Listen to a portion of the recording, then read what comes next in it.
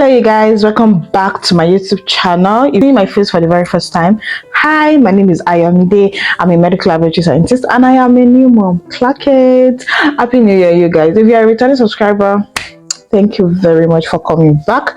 It's been a while here. Happy New Year, you guys. Welcome to 2026. And I am so sorry for going MIA again. I know that I'm always apologizing, but I mean, at least I'm apologizing and I'm coming back. I'm showing my face here and there. So if you hear some cooing and blabbing and everything, it's your baby. Oh yeah, we had our baby.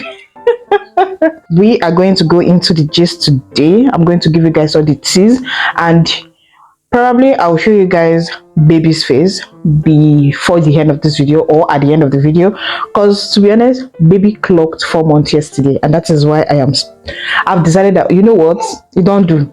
I think I should just share the video. And if I'm dimming my eyes too much, I'm so sorry. I'm supposed to be wearing my glasses, but I don't know, for some reason I just want to, face the camera without my glasses. But if I cannot bear it, I'll probably just put on the glasses. So yeah, let's get right into the video. 36 weeks, I packed my hospital bag. I just stood up one day and I'm like, you know what, I'm getting this out of the bag.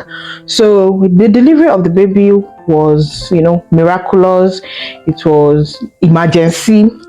It was amazing, because every time I look back, I tend to just, like, why do God love me so much? I promise to share the story because I know that it's going to uplift someone else. It's also like me sharing testimony. To be honest, I cannot stand in church and say testimony. I won't be able to share it as much as I would love to share it. So I usually choose platforms like this to share my testimony. It's not to brag, it's not to put your life out there. It's just to testify to God's goodness. So 35 weeks, 36 weeks gone by. During those stages, my feet were swollen. It was, going up and down. It would go swollen. They would say I should raise they told me to start raising my leg. They told me to reduce salt intake. Different opinions from different people. It wasn't really that bad. I had symptoms that shook me, but then they weren't that bad. My baby said we are going to be sharing this story together. Okay? So she's here with me. Another thing that I noticed was I wasn't sleeping well at night. I will always visit the toilet often and often, peeing. I peed too much during the night. I should have I noticed, but I thought it's still pregnancy symptoms and all that, so it wasn't really much of a big deal for me, because I feel like it's just part of it and we're almost at the end of the pregnancy. So, and according to what I was reading, I kept reading that towards the end of the pregnancy, when the baby is already settling into your pelvis, you tend to pee more because your bladder is literally around that side, so you pee more. So I just figured. And then if my mom usually visits me at least once in a week, and sometimes she will sleep in the same room with me, and she told me that I was snoring in a very weird way. Like, the snoring was weird. Normally I don't snore, but pregnancy made me to start snoring. So, and then she said the snoring was weird, that it was too loud, it was sounding funny. That should have been the hint, but then we still kept on going. So there was this event that we were planning in my family, my mom's parents, my grandparents, grandpa, grandma's burial. It was booked for the same day and we were all planning to attend. So I talked to my doctor. I was like, how far my guy? Because my doctor is also like my friend. So I was like, after my guy, I have this event though for so date. And then when she checked, she was like, you'll be 37 weeks pregnant. You cannot travel. And this event is like once in a lifetime kind of thing, that everybody's come. People that you've seen like 15 years ago. People that I've not even seen you from the day they gave birth to you. Also, my big mommy was coming from the US. So I'm like, you know what? It's like a reunion. I need to attend. And she told me you cannot. The fact that you'll be sitting for like 3 hours straight inside the car is a no-no for the stage of your pregnancy. And thinking about it, I know that I pee a lot, my feet were swollen, but I was like, I'm going to make it soft. It's going to be a private car. I can easily come down from the car, stretch my leg. It was not visible, you guys. My baby is making me smile because she's just staring at me and smiling. Don't worry, you'll get used to it. Okay, so I got the fabric. I made one very gigantic boo boo. I made it so I can hide my bum and all that. But to be honest, my face was showing that I was pregnant. So I was just still planning to, go for the event, like, and then 37 weeks came, and my mommy told me, oh, she's traveling on Thursday. My 37 weeks started on a Tuesday. So my mom was like, okay, she's traveling on Thursday. I'm like, I cannot go with you on Thursday because Thursdays are for my antenatal. Do you understand? So I will have to attend antenatal. Then I reached out to my auntie. I'm like, I'm going to have to follow you down on Friday. So I already planned everything. Wednesday, I decided to go make my hair. And when I was on my way to the salon, something just came in my mind. I'm like, and the thing was just like, oh, delivery hair. So I'm like, okay, let me just make a short style that will still make sense. Delivery hair. Okay. So, and then I started praying to God in my heart, and I'm like, God, if there is a reason why you will not want me to go for this event, please tell me now, because I don't want to. I don't like doing things that I will regret. So I usually just talk to God. I like, give me a sign for me not to go for this event. So I made my hair. After making my hair, on my way, I started craving my own self-made meal. And to be honest, during pregnancy, my husband did like 80% of the cooking. I wasn't really entering the kitchen like that, because it was a lot. I was on my way. I went to the frozen store. I bought fish. I made fried fish. I fried the fish, made stew, made rice. I sat down in the sitting room with chilled water, and I ate round one, and I ate round two. And when I was done, I just lay in bed. My husband came back from work. I was like, you cooked? I was like, I cooked. Thursday came, getting ready for antenatal. And I'm like, oh, before I step out, so I will remember to pack my bags for the journey on Friday. I dropped the boo-boo on the bed, like, okay, when I come back, this will remind me to pack my bags. I stepped out at the entrance of the house. I'm like, you know what, let's take one selfie for the road. I think they said that when your baby is coming, you get to see signs or something, your mind will start telling you things. So I took a picture, which I'm going to put on the screen. I took a picture, and then I was going 3 minutes into the walk. I started feeling this terrible back pain, and that in fact it was so painful that I had to find somewhere to sit. I sat down and I felt relieved. So I'm like, oh, I think I need to rest. Maybe I should go back home to rest.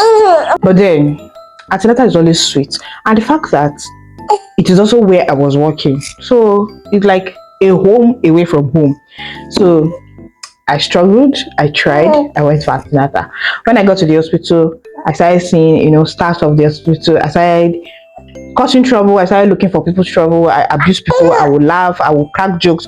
I was laughing. I was being active. I was everything. And then I eventually got to the clinic, antenatal clinic. When you get there, the first thing is you sit with the nurses. They retrieve your file. Then they check your temperature. They check your BP, and they check your weight. So this particular lady, she's a student nurse. She was checking my BP. She kept puffing and puffing. She's not saying anything. She's not writing anything. She's not. And then I was like, in my mind, I didn't want to, question her, because she's a student. And I'm trying to encourage her to do whatever thing she's doing. But I figured something was wrong. So I was like, what's going on? So she was like, the BP, the thing is sounding around 160, 170. I was like, you know what? Do it again. Knowing fully well that if you do it again, the results will probably not be the same. Because you don't repeat BP immediately. You have to wait for I think 30 minutes or so. So I was like, do it again. So she did it again, and she was like, oh, finally, it's 130. So she recorded the 130. But deep inside me, I'm like, I need to repeat this BP. So she did it.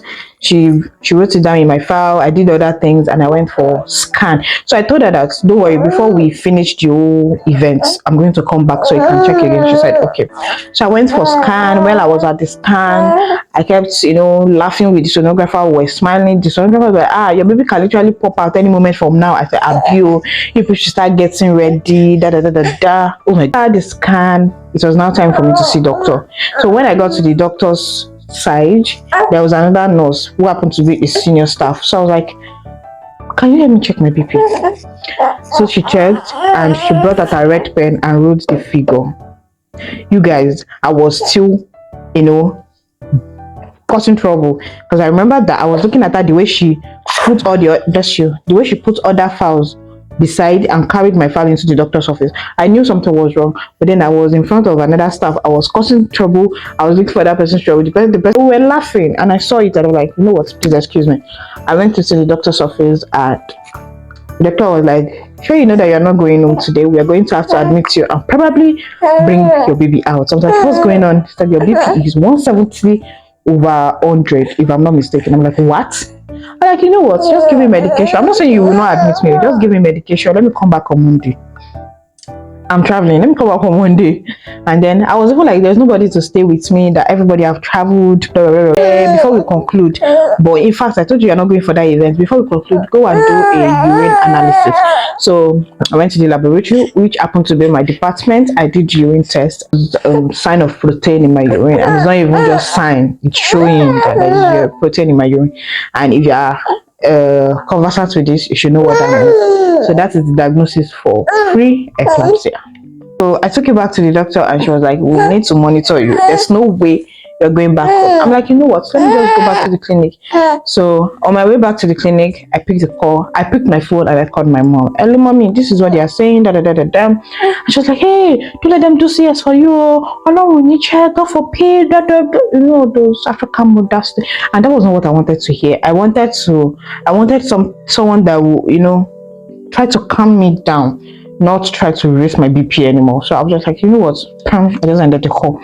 And I went to the antenatal clinic and then we're dancing, we're praying. God, please help me. I wasn't praying that they should not do CS. CS is not a bad thing. But what I was praying for is for everything to go smoothly. I want to see my baby. I want to carry my baby. I want my baby to live. I want to also live. I want to survive. I want everything to go well. So my mom called my husband and then my husband texted me on WhatsApp, because you know that when I am panicking, call is not the right choice of means of communication. I might not even pick the call. So he texted me on WhatsApp and then we were talking, and then I started talking to him about money. Like, are you ready for this? Do you have everything ready? And then I think from there, I don't know, I think my mom also called my dad. My family just, you know, they got the info and they were trying to calm me down and everything. So my husband was like, should he start coming? I was like, you know what? No, just finish what you're doing at work, close for the day, and then we'll talk later. So after the antenatal, I used to help the matron with the clinic, with some other things in the clinic, because after antenatal, then the matron will have to, you know, retrieve our files from the doctor. Anybody that needs medication, anybody that needs a recheck of scan, is matron that will, you know, go ahead with other things. So when matron is attending to patient like that, I will sit beside her, helping her with other stuff. So I was still doing that, and I was number 9 that day on antenatal day. So when she got to my file, normally because I'm a staff, she puts the file at one side so she can attend to patients. So that immediately she got to my file, she was like, she wanted to remember. I was like, ma, please check. So she opened the file and she was like, what? Because everything that was happening, I didn't want to panic, so I didn't tell her anything. I was just being myself in the clinic. But one thing that was going on was I was sweating a lot. In fact, one of the patients already told me to clean myself like twice. I was sweating profusely. So I was sitting down and then she was like, I should lie down. She called a nurse to give me some medications, and I was there. She checked my BP, and this time around it was 180. And the doctor also came, she checked, and it was, I think, maybe 170 or 180. The BP was fluctuating between 170 and 180. So I was lying there, and then the medical director was passing. Who happens to be my boss was passing, and the matron was like, Olga, this and this. She pointed at me.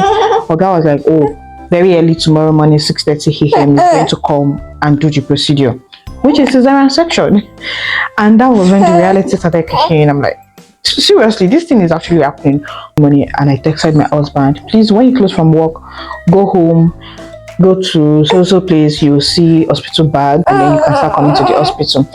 We called my dad as well. So my dad came before my husband. My dad brought food for me ahead, and they secured the line. All those things, I will post the pictures on the screen, because I wasn't vlogging.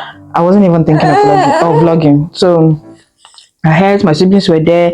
Then matron called some of the staffs to start, so that they can start, you know, cheer me up. We were dancing. She was doing like some, you know, all this Vogue interview kind of vibe. She was doing it so that I won't be thinking about it. But to be honest, I wasn't really thinking about it. I was just praying to God for everything to go well. So they secured a ward for me, a private room, and then we were there. The lines were already secured. Then when the doctor that was on night duty came, he came to administer a medication. You guys, that medication is weapon fashioned against pregnant women. It was intravenous. So if they don't even rush the medication, they'll start putting it maybe like 0.5 mil. They'll start pressing it little by little, and then when it pressed and it enter my body in 5 seconds, you guys, my body will be hot from head to the extremities. Everywhere will be hot. And then the first thing I shouted, Jesus, is my baby okay? Because I was wondering how a baby in fetus, inside the womb will be able to survive that. They were like, it doesn't cross through the placenta, the baby is not feeling anything. Like, are you sure? Because so they were like, the medication is used to prevent what's it called? Is it stroke? Coma. It's just to prevent the pregnant woman to go into coma, because they believe that when BP is getting to that kind of level, the next thing is not funny. So they administered the medication, and then I slept. They came. I didn't really sleep, you guys. I wasn't sleeping, but then I was in bed. Then they came to check, they monitor my baby's heartbeat. Money came. They came to insert the catheter. Another weapon fashioned against, because the experience was bad. They prepped me for surgery, and I noticed that the MD was already around. I was already very close to the theater, but they weren't starting anything, which means something was wrong. So eventually, they came to tell my husband that my BP is now over 200. So because of that, they won't be able to put me under general anesthesia. They won't be able to put me under general anesthesia, and I have to be awake during the surgery, and which means they are going to do spinal. So they are waiting for the the anesthesiologist to come and administer the spinal. This time around it was around 7 a.m. and people resumed by like 8 o'clock or so. So we were there. I think I took like 2 pictures with my husband there. And at that point in time, I needed my mom.